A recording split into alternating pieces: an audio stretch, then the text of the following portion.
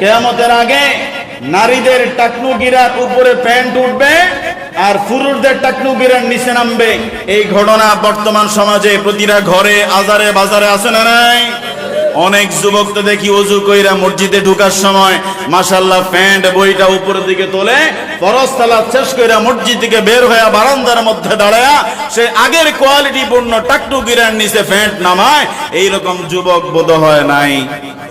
আমি দেখছি আপনার এই মসজিদে আছে, যত মসজিদে নামাজ পড়বেন কিছু সুশীল সমাজের যুবক পাওয়া যায়, মসজিদে ঢুকলে টাকনুর উপরে প্যান্ট তোলে, নামাজের সালাম ফিরে যাওয়ার সময় টাকনুর নিচে প্যান্ট নামায়া যায়। এরকম যুবক আছে না নাই? বিজ্ঞান কি বলে জানেন? বিজ্ঞান বলে কোন পুরুষের টাকনু গিরার নিচে যদি তার প্যান্ট, পায়জামা, লুঙ্গি যদি ঝুলে থাকে, সূর্যের কিরণ যদি তার ওই জায়গার মধ্যে না পড়ে, সে হবে আপনার যৌন শক্তি তার গ্রাস পাবে, তার যৌন শক্তি কমে যাবে। আমার কথা না, বিজ্ঞানের কথা। আপনারা তো এখন কোরআন হাদিস বিশ্বাস করেন না, ওই বিজ্ঞান টিজ্ঞানের কথা কইলে কন্যা হুজুর এইটা না এখন মানন যায়, ওর কথা কয় না। এর জন্য প্রিয় ভাইয়েরা, তাহলে আপনি ইসলামের বিধান লঙ্ঘন করার মাধ্যমে জাগতিক ক্ষতিও তো আপনি হচ্ছে, জাগতিক ক্ষতির মধ্যে আপনি পড়ে যাচ্ছেন। জাগতিক ক্ষতি থেকে যদি আপনাকে বাঁচতে হয়, নবীর সুন্নত তরিকার বাহিরে এক চুলো চলার কোনো অবকাশ নাই। নবীর সুন্নত আপনাকে মেনে চলতেই হবে। প্লাজমার অভাবে মানুষ অসুস্থ হয়ে যায়, আপনি খাবার খেতে বসছেন, প্লেটটা চেটে খান, প্লাজমা তৈরি হচ্ছে। সুবহানাল্লাহ বলেন। এই জন্য প্রিয় ভাইয়েরা, আপনার দৈনন্দিন জীবনে, বাস্তব জীবনে আপনি যদি সুন্নতের পাবন্দী হতে পারেন, সুন্নতের আমল করতে পারেন।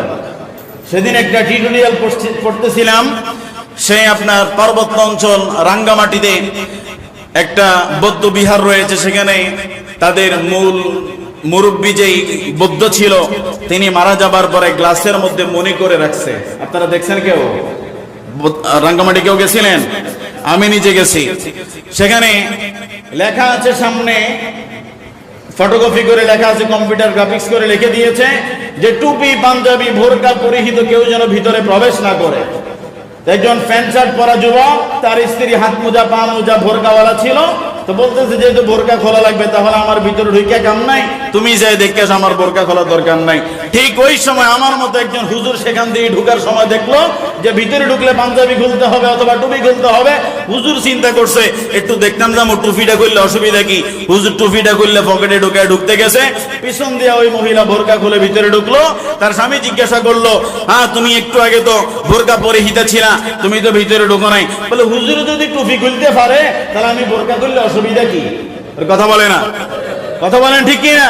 তার মানে হলো দাঈ ইলাল্লাহ, একজন ইমাম, একজন মুয়াজ্জিন সুন্নতের পাবন্দী হতে